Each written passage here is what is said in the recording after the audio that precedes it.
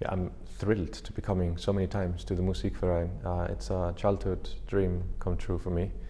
The sound of the Musikverein is like the look of the Musikverein, golden. You know, it is an unbelievable acoustic. It is warm and clear at the same time, in my opinion, but you have to know how to play with it. You have to allow the acoustic to be the kind of animal that it is, and then you have to play with that animal. And I think that is the fun thing for the performer. You know, you can have unbelievable transparency, but you have to know how to get it. And I look forward to exploring the acoustic in these 4 very different projects. I love the way the people of Vienna listen to the music and what the music means to the people of Vienna.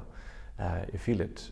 It's perhaps the Hauptstadt for music in the whole world. You know, it's not because it's the biggest or something like that, but it's because of the intensity of the listening and what the music means to the people.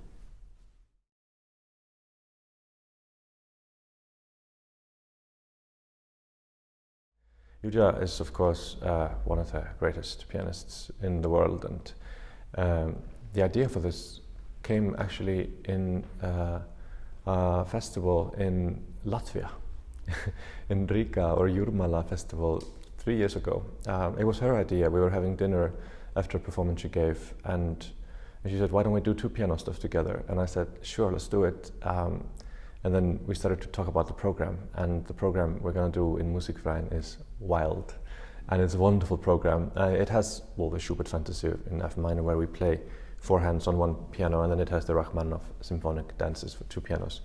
Those are the normal parts of the program. We also have music by Ligeti, by Conlon Nan Caro, study for player piano. We have John Adams, we have Arvo Pärt, and we have Toru Takemitsu.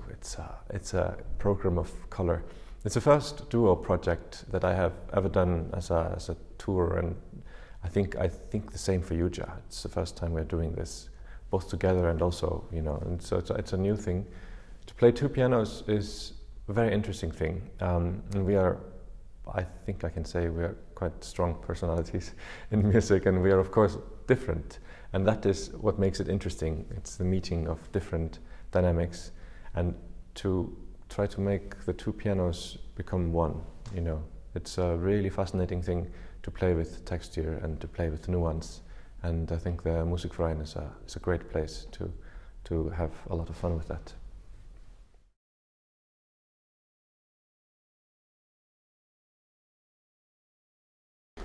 My first time with the Cleveland Orchestra was in March of this year, 2023. I played the Ravel Piano Concerto in G major with Franz, Welser-Möst and this orchestra.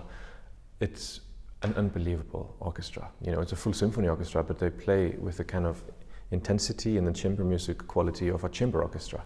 And they have just these people who are playing solos in the orchestra. In the Ravel Concerto, it was a dream come true. And then you have the strings that they have this kind of European warmth, if I can say. You know, I think Franz has, you know, made this orchestra, sculpted it into this extraordinarily warm soundscape, passionate people, and you know, there's an attitude there in this orchestra, a very positive attitude that I think has a wonderful home here in Vienna as well. The music means the world to these people. We're playing the Schumann Piano Concerto, doing a little tour with them in Europe. And yeah, this will be certainly a highlight on that tour. The Schumann Concerto is, in a way, the perfect piano concerto. You know, you have everything you could hope for in this piece. You have fantastic narrative from the soloist for the pianist, but you also have unbelievable narrative for so many members and soloists in the orchestra. And then you have, of course, the Schumannesque passions and the warmth, you know, with the strings. And I mean, this is a project that you want to do with a very great conductor, because you have to be like this, and I hope we will be like this in Musikverein.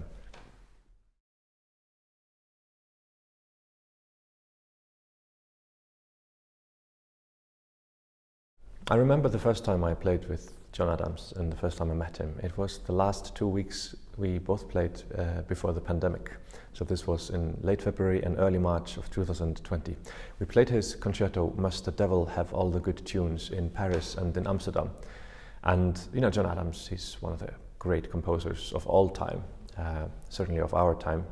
And to work with him, I really prepared like I've almost never prepared before because I wanted to know the piece as well as he knows the piece, which is impossible because he wrote it. And I remember meeting him for the very first time and playing it backstage in Paris. And I think my heart was pounding, you know, but very soon we became best friends and we are very close friends in music, and we've played together now many times. And I've played this piece, this old Concerto, Must the Devil Have All the Good Tunes, with, I don't know, really many great orchestras. And every time there's something new that happens. But I asked him, John, would you write me a fourth piano concerto? Because this one was actually written for Yuja Wang, which is kind of beautiful given that I'm also playing with Yuja in this residency. And John said, yeah, I'll write you a new piano concerto. So we're going to give the Viennese and certainly the Austrian premiere with the Wiener Symphonica and Lahav Shani. And that is something I look forward to immensely. I mean, John is writing the piece right now. When I'm talking to you here, it is November in 2023. As it happens, I'm flying to Barcelona after this interview, and I will see John because he's in Barcelona. He's going to show me the piece. It's being written as we speak. So this is extremely exciting. The world premiere in slightly over a year from now in San Francisco. And so we'll have a few months between that and when we play it here in Vienna. Lahav Shani is a very, very, very great musician, conductor, and of course a very good pianist as well. So this will be our first collaboration together. So it's an evening of many firsts.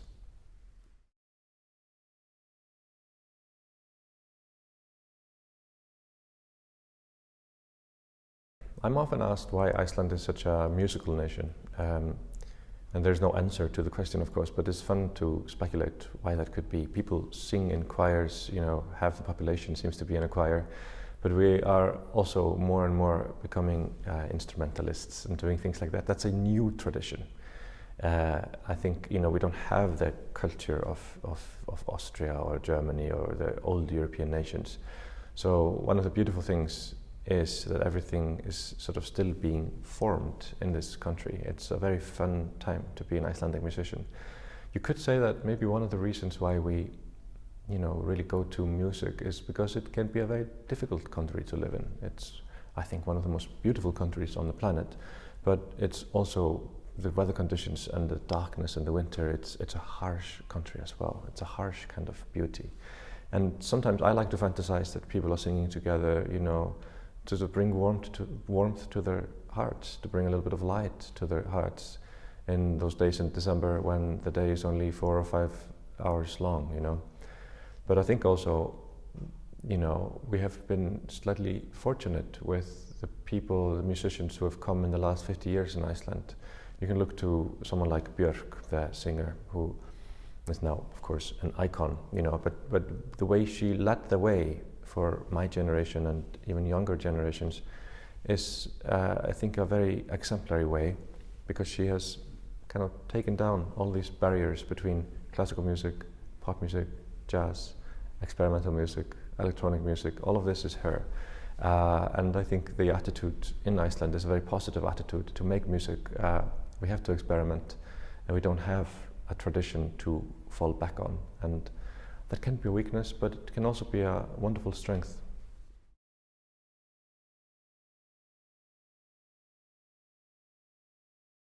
I'm often asked about this, the synesthesia, which is when pitch translates into color for you, or I mean for me. It's an interesting thing. I have perfect pitch, so when you sing a pitch, I know what pitch it is.